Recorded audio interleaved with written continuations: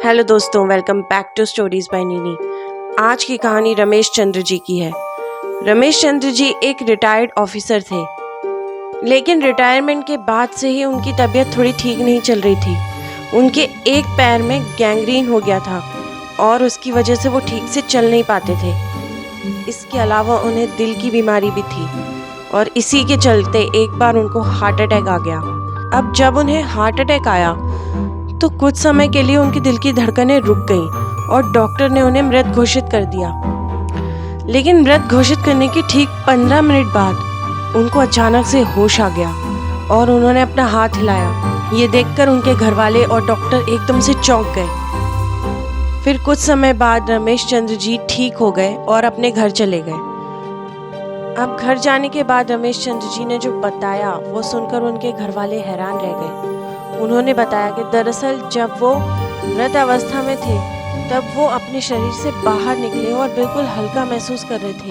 उनका सारा दर्द चला गया था और वो हवा में उड़ रहे थे। उन्होंने अपने घर वालों को देखा और अपने आप को हॉस्पिटल के बेड पे पड़ा हुआ देखा। इसके बाद एक लंबा सा आदमी आया जो पूरी तरह से काले कपड़े पहने हुआ था और उन्हें अपने साथ एक रोशनी की सुरंग में ले गया।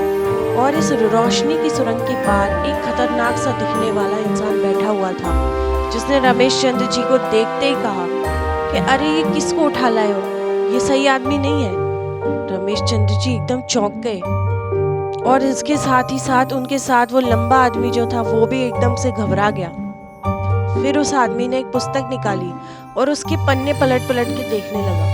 फिर वो रमेश चंद्र जी से कहता है कि देखिए, गलती से आप यहाँ पर आ गए हो, अभी आप वापस जाइए। लेकिन रमेश चंद्र जी ने जाने से मना कर दिया।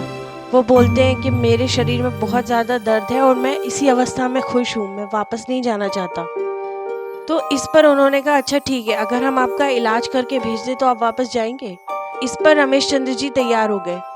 फिर उसके बाद एक अचानक से बिजली सी चमकी और रमेश चंद्र जी को वापस अपना शरीर महसूस होने लगा।